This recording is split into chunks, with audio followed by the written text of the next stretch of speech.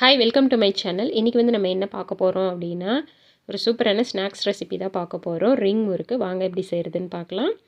First வந்துட்டு ஒரு pan எடுத்துகிட்டு அதில் நான் 1.5 கப் அளவுக்கு வந்து அரிசி மாவு எடுத்திருக்கேன். கடையில் வாங்கினா இடியாப்ப மாவு தான். இதை வந்துட்டு நல்லா வந்து ஒரு 5 மினிட்ஸ்க்கு வந்துட்டு லோ ஃப்ளேமில் வச்சு நல்லா அதை வந்து வறுத்து எடுத்துக்கோங்க. அடுப்பை வந்து கம்மியாகவே வச்சுட்டு நம்ம அதை வந்து வறுத்து எடுத்துக்கலாம். வந்து நல்லா வறுத்தாச்சு. அந்த ஸ்மெல் வர டைமில் வந்துட்டு நீங்கள் எடுத்துருங்க. நெக்ஸ்ட்டு வந்து நீங்கள் எந்த கப்பில் வந்துட்டு அரிசி மாவு எடுத்தீங்களோ அதே கப்பில் வந்துட்டு அதே அளவு தண்ணி ஆட் பண்ணிக்கோங்க. நான் 1.5 கப்பு அரிசி மாவு எடுத்தேன், அதனால் 1.5 கப்பு தண்ணி ஆட் பண்ணியிருக்கேன். அது கூட வந்துட்டு கொஞ்சமாக மஞ்சத்தூள், மிளகாத்தூள் ஆட் பண்ணிக்கோங்க. கொஞ்சம் பெருங்காயத்தூள் சேர்த்துக்கோங்க.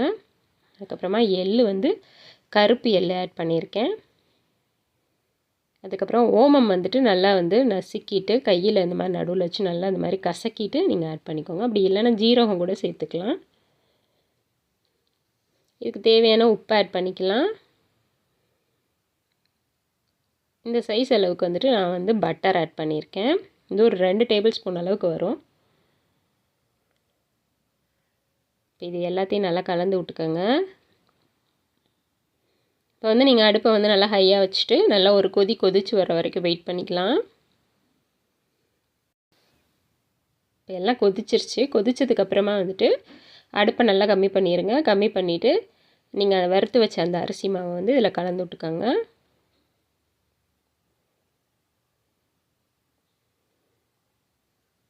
அந்த தண்ணி வந்து பத்தாத மாதிரி தான் இருக்கும் உங்களுக்கு பார்க்குறதுக்கு.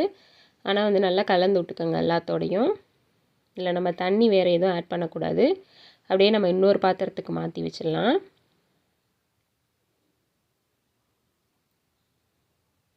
இப்போ இதை வந்து உடனே நம்ம வந்து கை வச்சு பிசைய முடியாது. ஒரு 2 மினிட்ஸ் மட்டும் இதை அப்படியே மூடி வச்சு அப்படியே விட்டுருங்க.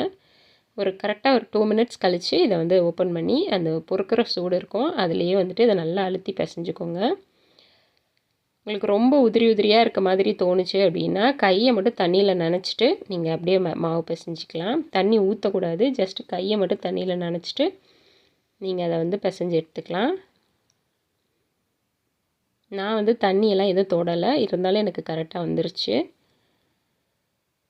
ஸோ அவ்வளோதான். இப்போ இந்த மாவை காய விட்டுறக்கூடாது, அதனால் நம்ம மூடி வச்சுக்கணும். நெக்ஸ்ட் வந்துட்டு இதை எப்படி நம்ம வந்து ரிங் மாதிரி பண்ணலான்னு பார்க்கலாம். இது மாதிரி ஏதாவது சப்பாத்தி கட்டை இல்லை ஏதாவது காய் கட் பண்ணுறது இதில் வேணால் எடுத்துக்கோங்க. இந்த மாதிரி ஈவனாக இந்த மாதிரி உருட்டிக்கோங்க. அப்புறம் இந்த மாதிரி சர்க்கிள் ஷேப்பில் உங்களுக்கு வேணுன்ற மாதிரி நீங்கள் பெருசாக வேணும்னாலும் பண்ணிக்கலாம், குட்டியாக வேணும்னாலும் பண்ணிக்கலாம். இதே மாதிரி நம்ம இருக்கிற எல்லா மாவையும் நம்ம வந்து உருட்டி எடுத்துக்கலாம். ஆனால் இது நம்ம பண்ணும்போது நீங்கள் ஒவ்வொரு வாட்டியும் எடுத்துகிட்டு அதை நல்லா கவர் பண்ணி வச்சுக்கோங்க, இல்லைன்னா காஞ்சு போயிடும். அதே மாதிரி நான் இப்போ எல்லாமே பண்ணி எடுத்துட்டேன். எண்ணெயை வந்து நல்லா சூடு பண்ணிக்கோங்க. ஒரு ரொம்ப ஹீட் இருக்கக்கூடாது, மீடியம் ஹீட்லேயே வச்சுக்கோங்க அடுப்பை. இப்போ நம்ம வந்து கொஞ்சம் கொஞ்சமாக பேட்சாக போட்டு இதை நம்ம வந்து பொரித்து எடுத்துக்கலாம். ரொம்ப நிறைய போடக்கூடாது, கொஞ்சம் கொஞ்சமாக போட்டு அதை வந்து பொரித்து எடுத்துக்கலாம். அது நல்லா வெந்துருச்சு அப்படின்னா வந்து ஆயிலோட அந்த பபிள்ஸ்லாம் நல்லா அடங்கிரும். அப்போ வந்து நம்ம எடுத்துடலாம். பாருங்கள், ரெடி ஆயிடுச்சு.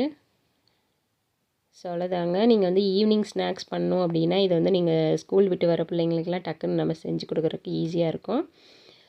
ஸோ அவ்வளோதாங்க. இந்த ரிங் முறுக்கு வந்துட்டு ஈஸியாக பண்ணுறது. நீங்கள் எல்லாம் ட்ரை பண்ணி பார்த்துட்டு எனக்கு உங்கள் கமெண்ட்ஸை சொல்லுங்கள். என்னோடய வீடியோ உங்களுக்கு பிடிச்சிருந்துச்சுன்னா லைக் பண்ணுங்கள், ஷேர் பண்ணுங்கள் அண்ட் சப்ஸ்கிரைப் பண்ணுங்கள். Thank you, bye bye.